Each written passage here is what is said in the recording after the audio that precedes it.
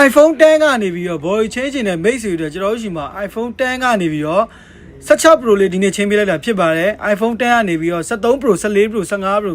16 Pro 19 Pro ကျွန်တော်အခုရွတ်ပြပေးတဲ့ model တွေကုန်ရပါတယ်ချင်းနဲ့မိတ်ဆွေများအများဆုံးလာချင်းလို့ရပါပြီဒါလေးကတော့ကျွန်တော် iPhone 13လေးဒီကောင်လေးကတော့ကျွန်တော်ရှိမှာမှန်လဲမှာခုန10လေးကတော့ body change မှာ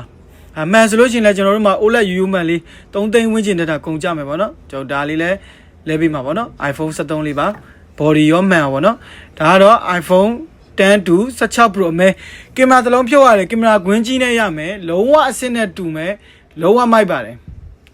ကျွန်တော်တို့ဈေးအများကြီးမသုံးချင်တဲ့မိတ်ဆွေတွေအတွက်ပေါ့နော်ကျွန်တော် body chain လေးတွေကတော့ကျွန်တော်တို့မှာအမြဲတမ်းချိန်ပေးနေပါချိန်ပေးနေပါတယ်နော်ဒါကတော့ကျွန်တော်ချိန်ပြီးသားအနေထားလေးပါနော်